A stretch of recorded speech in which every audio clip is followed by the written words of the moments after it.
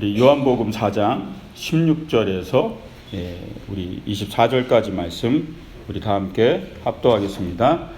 이르시되 가서 내 남편을 불러오라. 여자가 대답하여 이르되 나는 남편이 없나이다. 예수께서 이르시되 내가 남편이 없다 하는 말이 옳도다. 너에게 남편 5이 있었고 지금 있는 자도 내 남편이 아니니 내 말이 참되도다. 여자가 이르되 주여 내가 보니 선지자로소이다. 우리 조상들은 이 산에서 예배하였는데 당신들의 말은 예배할 곳이 예루살렘에 있다 하더이다. 예수께서 이르시되 여자여 내 말을 믿으라. 이 산에서도 말고 예루살렘에서도 말고 너희가 아버지께 예배할 때가 이르리라. 너희는 알지 못하는 것을 예배하고 우리는 아는 것을 예배하노니 이는 구원이 유대인에게서 남이라. 아버지께 참되게 예배하는 자들은 영과 진리로 예배할 때가 오나니 곧 이때라. 아버지께서는 자기에게 이렇게 예배하는 자들을 찾으시느니라. 하나님은 영이시니 예배하는 자가 영과 진리로 예배할지니라. 아멘. 한번 따라하시기 바랍니다. 영과 진리의 예배. 예. 오늘 본문 말씀 보니까 23절에 이렇게 얘기하죠. 아버지께 참되게 예배하는 자들은 영과 진리로 예배할 때가 오나니 곧 이때라 그랬어요. 하나님 앞에 예배할 때가 오는데 영과 진리의 예배를 드린다 그랬어요. 이 당시 이 말씀 자체가 이해하기 힘든 말씀이에요. 구약의 제사를 우리가 알잖아요. 그죠? 예. 정말 소 잡고 양 잡고 하나님 앞에 번제로 제사를 드리는 그게 그들의 예배였거든요. 제사요. 근데 주님이 오늘 얘기하시는 거예요.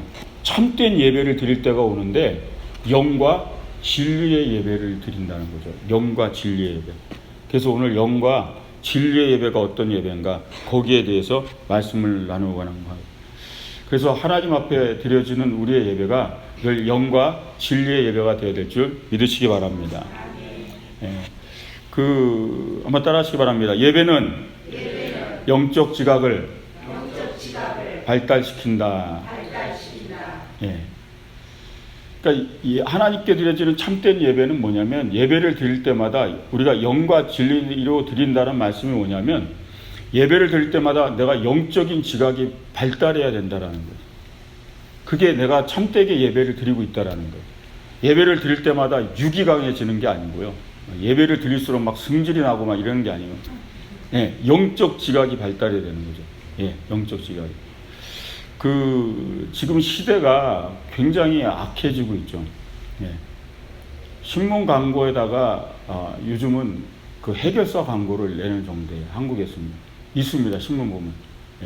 뭐든지 해결해 준다고. 대부분 이 사람들이 조폭들이에요. 다 합니다. 그래서 별의별 일이 다 일어나게 해요. 신문 광고에다가 갓난아기를 구해달라고 요청한 적이 있어요. 아기를 구해달라고.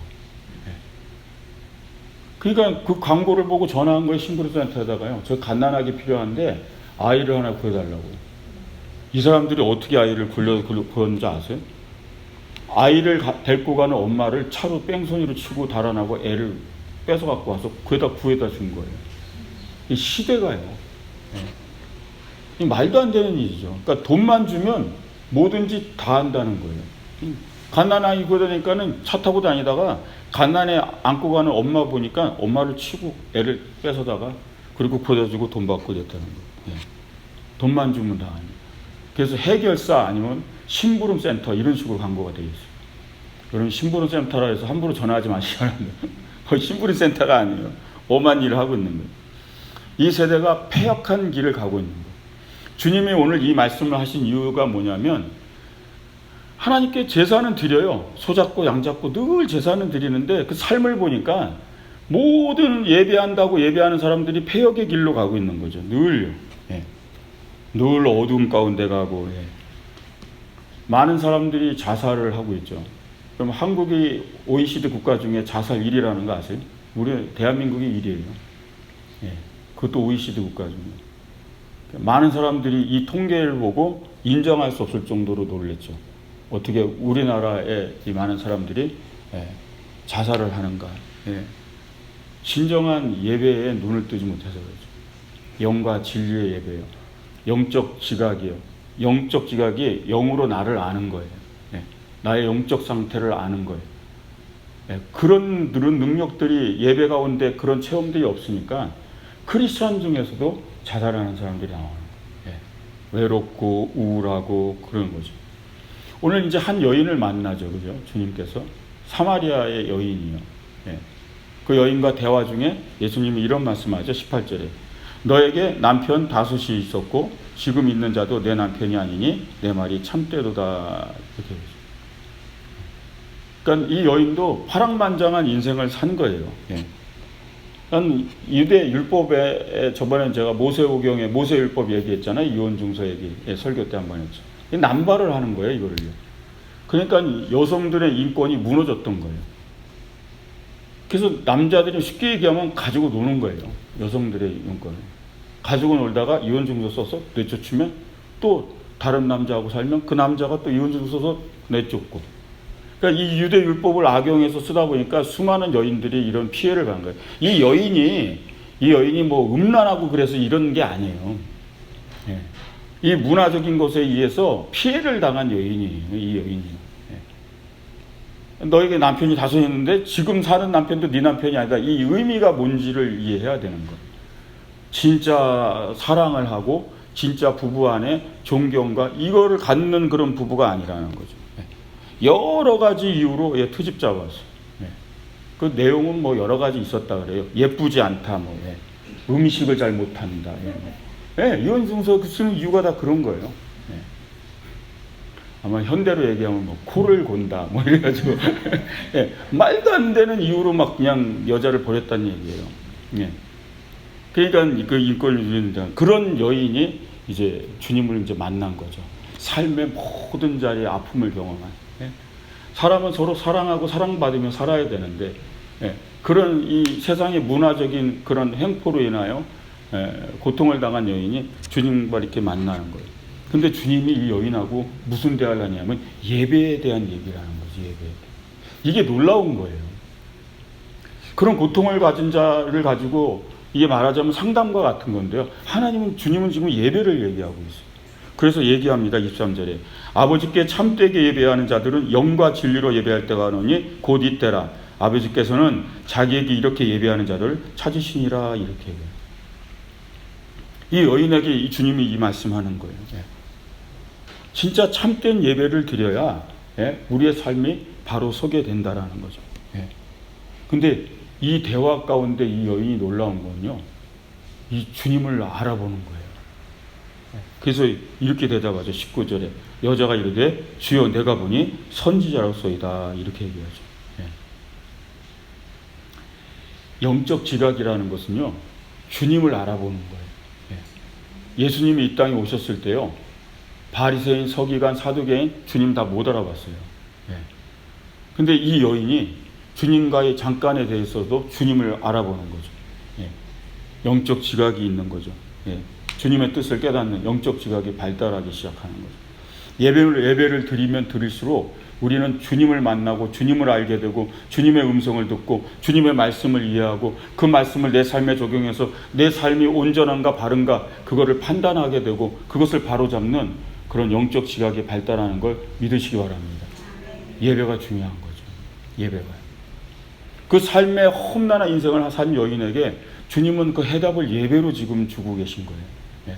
영과 진리의 예배를 드릴 때가 오나니 그때 너 인생이 진짜 영적 지각이 깨어나면서 너의 인생을 바로 끌고 갈 수 있다는 거죠. 그게 예배의 힘인 줄 믿으시기 바랍니다. 그럼 한국에서 예배가 많아요. 여기보다 예배가 더 많죠. 엄청 예배가 많아요. 그럼 물어요. 목사님 이 예배를 다 드리려면 교회에서 살라는 거죠. 이게 이 예배예요. 이걸 다 나오면 여러분들 직분을 맡거나 맡으면 뭐 완전히 교회에 올인을 해야 되잖아요. 그런데 예배를 많이 드리는 게 아니라 예배에 정말 민감해야 된다라는 거예요. 예배를 드리는 그 순간이 아주 민감해야 되는 거예요. 그럼 동물처럼 이 민감을 가진 동물들이 없어요. 그럼 사자가 아무리 포식자라도 사슴 하나 잡기가 굉장히 어렵거든요. 사슴은 아주 민감한 거예요. 촉각을 포식자로부터. 잡혀 먹지 않기 위해서. 그런 민감함, 하나님 앞에 예배하는 자들이 그런 민감함을 가지고 살아야 되는 거예요. 누가복음 14장에는 이런 얘기가 있어요. 17절에서 20절 말씀 읽어드릴게요. 잔치할 시각에 그 청하였던 자들에게 종을 보내어 이르되 오소서 모든 것이 준비되었나이다 하며 다 일치하게 사양하여 한 사람은 이르되 나는 밭을 샀음에 아무래도 나가봐야 하겠으니 청컨대 나를 양해하도록 하라 하고 또 한 사람은 이르되 나는 소 5교리를 샀음에 시험하러 가니 청컨대 나를 양해하도록 하라 하고 또 한 사람은 이르되 나는 장가 들었으니 그러므로 가지 못하겠노라 하는지라. 주님이 누가복음의 비유를 들은 거예요. 잔치는 여기서 예배라고 보셔도 돼요. 천국 잔치가 벌려지고 하나님 나라의 일, 하나님께 드리는 예배. 그 예배를 드리자 그랬더니 나는 장가 들어서 못 가고 나는 소를 사서 못 가고 세상 일 바빠서 못 온다는 얘기예요. 바빠서 나는 밭을 샀는데 그래서 나는 못 오고. 주님의 비유로 이렇게 들으신 거예요. 영적 지각이 발달되지 않으면 삶의 우선순위가 바로 잡히지 않는 거예요. 이런 삶의 우선순위가 바로 잡힐 때 진짜 영과 진리의 예배를 드리는 걸 믿으시기 바랍니다. 예배가 우선인 이유가 거기 있는 거예요. 목사님이니까 늘 예배를 강조하죠. 그러죠. 그렇지 않아요. 예배가 바로 서야 모든 삶이 바로 서는 걸 믿으시기 바랍니다. 모든 인생의 길도 그렇고 모든 삶의 표준이 바로 잡혀지는 게 바로 이 영과 진리의 예배, 이 예배가 온전히 섰을 때 이루어지는 거예요. 그래서 이 여인과의 대화에서 주님은 다른 말씀을 안 하세요. 이 여인의 고통과 삶이 왜 이렇게 뒤틀려 왔는지 그거를 해석해주는 그런 얘기가 없으세요. 영과 진리로 예배할 때가 있나니. 보통 그러면 너 번제를 드려라, 속건제를 드려라, 속죄제를 드려라. 유대의 율법에 따르면 그렇게 제사를 드려야 되겠죠. 아니요. 근데 주님 그 얘기하지 않는 거예요. 예배를 세우라는 거예요. 오늘 말씀을 마음에 새기시기 바랍니다.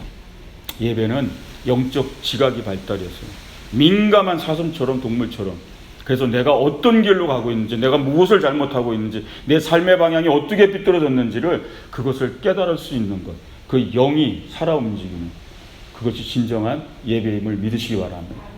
그 예배를 누려야 되는 거죠. 한번 따라하시기 바랍니다. 예배는 영혼의 목마름을 채운다.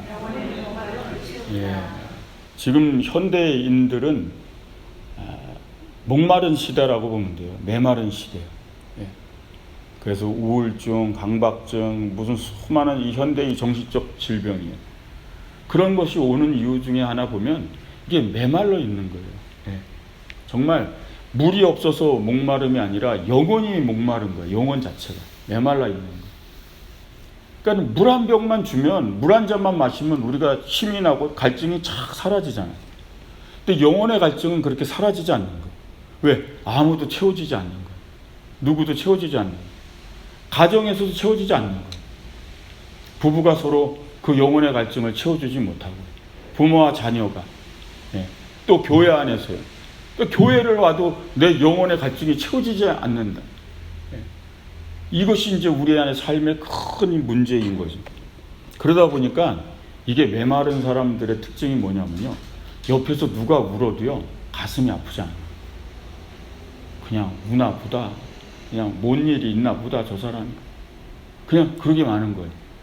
내 마음이 벌써 그렇게 됐다면 이게 지금 나는 말라있는 거예요. 영혼이 말라있는 거예요. 누군가에. 현대인의 부부들이 정말 냉정하게 사는 부부들이 많아요. 남편이 힘든지 그 어깨가 무거운지 못 느끼는 거예요. 자기가. 아파하지 않아요. 아내가 힘든지 그런 걸 잘 못 느끼는 거죠. 그게 영혼이 말라가는 거예요. 왜냐하면 너무나 바쁘게 살기 때문에 그래요. 분주하게 살고요. 삶 속에서요. 가끔씩 영혼을 돌아봐야 되는 줄 믿으시기 바랍니다. 예배가 왜 중요하냐면 이 목마름을 예배가 채워주기 때문에 내가 누군가의 목마름을 채워줄 수 있는 사람 되는 줄 믿으시기 바랍니다. 지금 이 사마리아 여인이요. 물을 뚫어 오는데 사람 없을 때 오는 거예요. 자기가 살아온 것도 그렇고 사마리아에 한 신분도 그렇고요.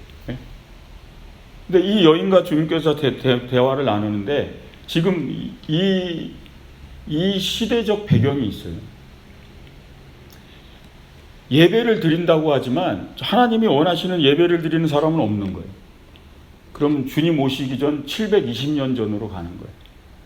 그 720년 전 구약의 시대 속에서 무슨 일이 일어나냐면 나라가 망하죠. 그래서 아시리아가 아수르라 그러죠. 성경이 사마리아를 점령합니다. 그리고 이 사람들이 무슨 정책을 썼냐면 그 인구 혼합 정책을 써요. 혼혈 정책을 쓰기 시작하는 거예요. 그 이주민을 데려다가 사마리아 사람들하고 자꾸 피를 섞는 거예요. 왜냐하면 유대인의 순수 혈통을 없애려고 하는 정책을. 왜? 너무 강력하거든요, 이 민족이. 이 민족주의자들이고요. 이 피에 대한 굉장히 그걸 강조하는, 이방인과는 결혼해서도 안 되는 막 이런 사람들의 이 정신이. 그러니까 아수르가 이 나라를 점령했어도 이들의 이 민족 정신을 어떻게 할 수가 없는 거예요. 절대 이방인과는 통혼도 안 하고 막 율신 하나님에 대한 그 신앙과 막 이런 부분이요. 그러니까 이 나라를 정말 정신적으로도 점령하려면 결국은 피를 섞는. 그래서 사마리아에다가 대거 많은 이방인들의 사람들을 거기다 옮겨놓은 거예요. 그래서 사마리아 사람들은 피가 섞이기 시작하는 거예요. 근데 이것이 이제 문제가 된 거죠. 남쪽에 사는 유대인들은 인정 안 하는 거예요. 너네들은 유대인 아니다. 피 다 섞였으니까 너는 우리랑 함께 할 수 없다는 거죠.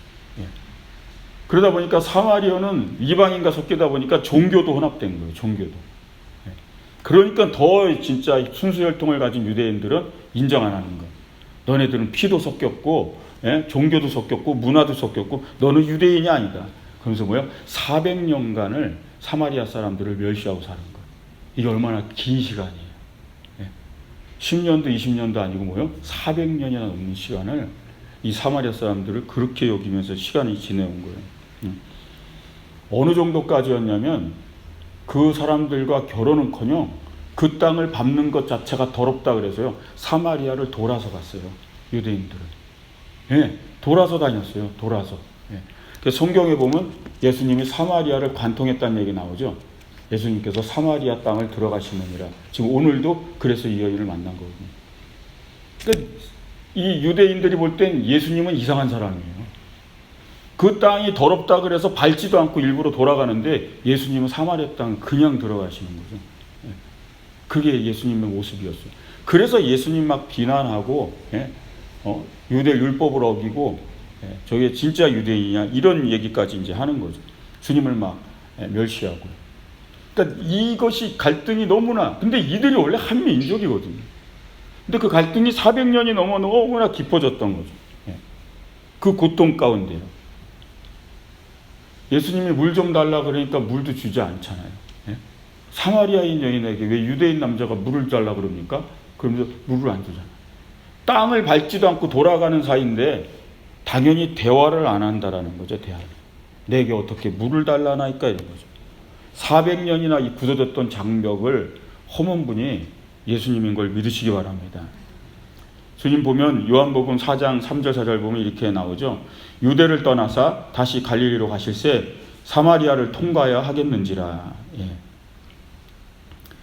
이게 사람들이 베레아로 해서 돌아갔거든요. 근데 예수님 뭐예요? 사마리아로 통과하셨다는 거예요. 이유가 뭐냐면 사마리아 사람들이 더 영혼이 메말라 있었어요. 정말 메말라 있었어요. 이 여인처럼. 그 목마른 사람들을 그냥 지나칠 수 없었던 거예요. 그 땅을 밟아 그곳에서 기적과 역사를 일으키시면서 요한복음에 그 우물가 여인에게 유명한 말씀을 하시잖아요. 그게 4장 14절이에요. 내가 주는 물을 마시는 자는 영원히 목마르지 아니하리니 내가 주는 물은 그 속에서 영생하도록 솟아나는 샘물이 되리라 그랬어요. 목마름을 아신 거예요. 400년 동안 멸시를 당한 그 사마리아인들은 그걸 알아요. 유대 모든 민족이 400년 동안 자신들을 인정하지 않고 자신들의 종교와 자신들의 신앙과 그 모든 기반마저 피마저 혈통마저 무시하는 그 목마름 속에 있는 자들에게 가셔서 주님이 선포하신 거예요. 영원히 목마르지 않는 물을 내가 너희에게 주리라.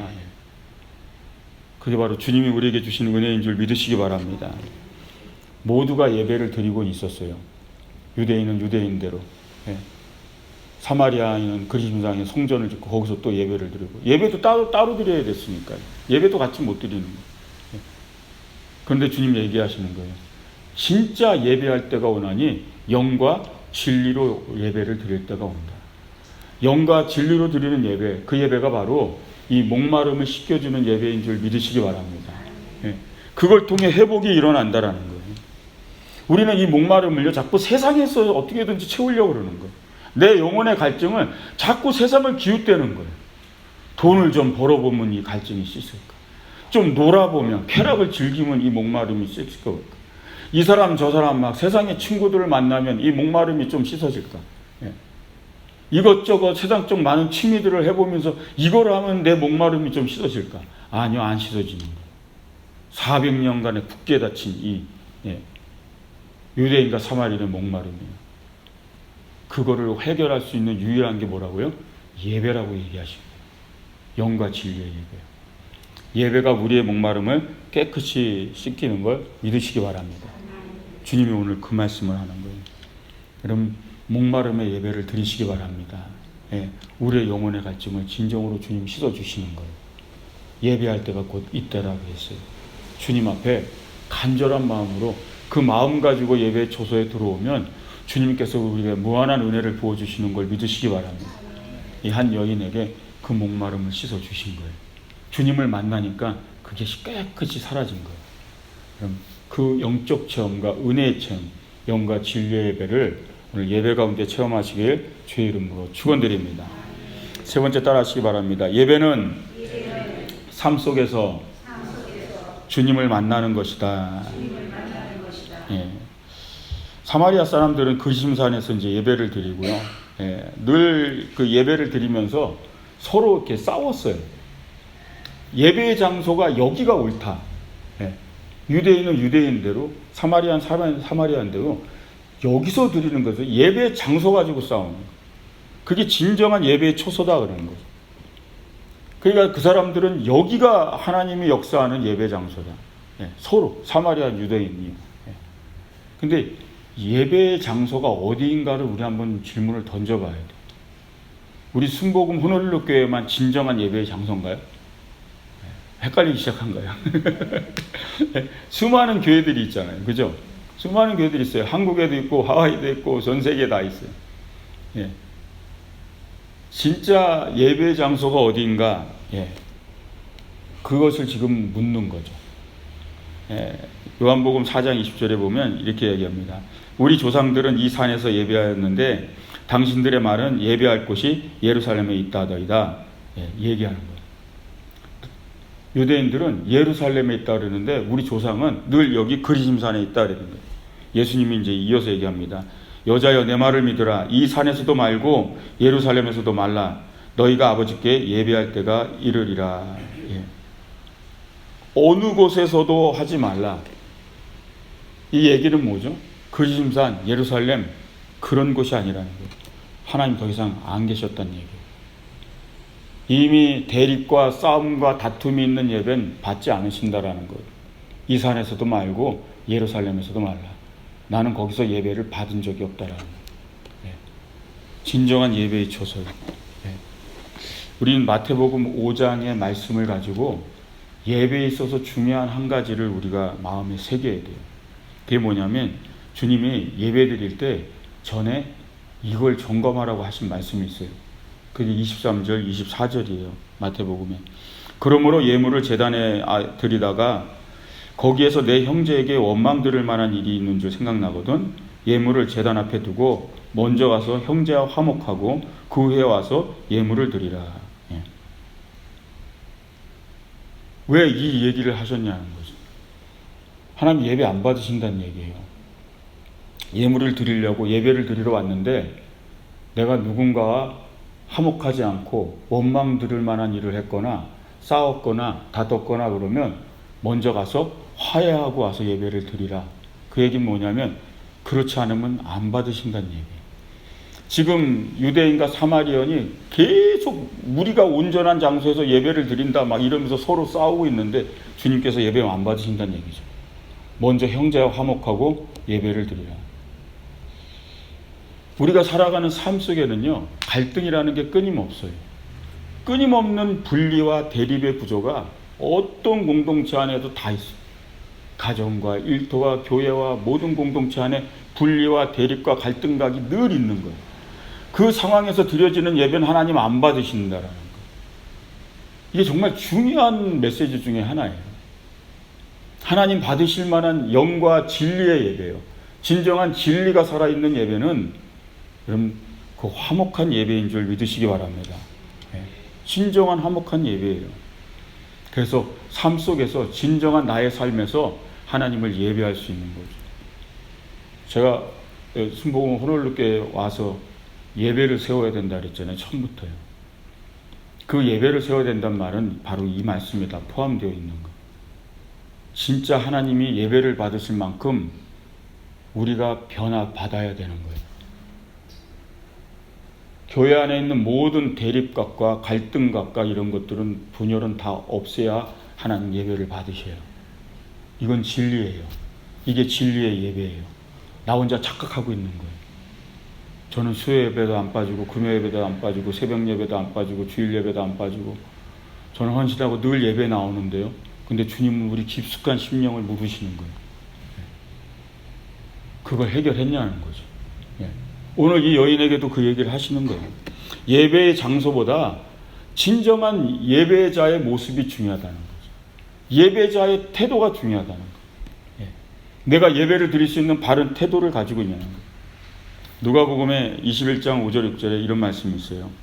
어떤 사람들이 성전을 가리켜 그 아름다운 돌과 혼물로 꾸민 것을 말하며 예수께서 이르시되 너희 보는 이것들이 날이 이르면 돌 하나도 도리에 남지 아니하고 다 무너뜨려지리라. 예수님이 이 유대인들에게 한 말씀 중에 위험한 말 중에 하나가 이거였어요. 여러 가지 중에 한 키워드가 이거예요. 성전 중심사예요. 유대인들은요. 성전을 하나님처럼 모셨어요. 예루살렘 성전을. 그런데 예수님이 그 성전을 가리키면서 돌 위에 돌 하나도 남지 않고 다 무너질 것이다 그런 거예요.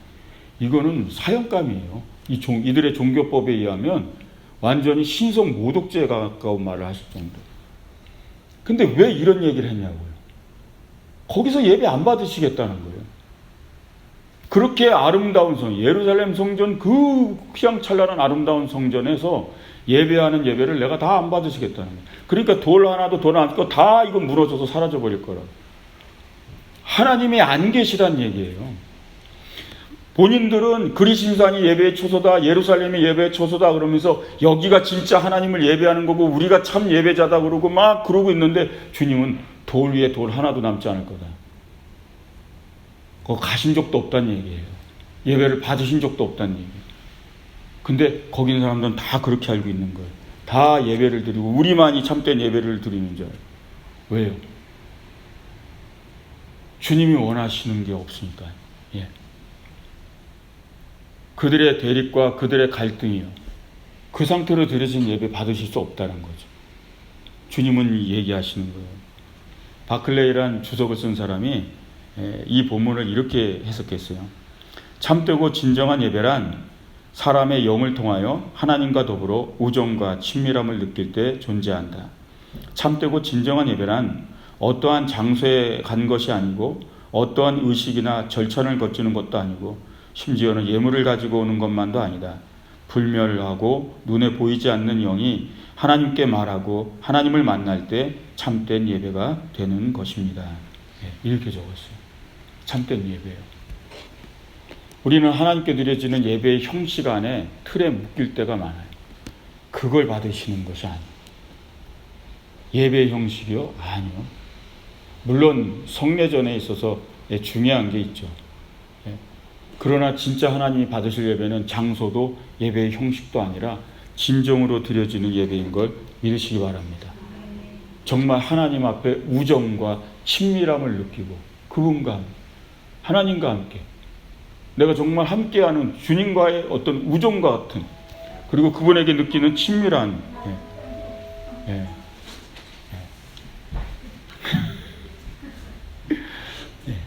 친밀함이 있는 하나님의 은혜를 느껴야 된다는 거죠.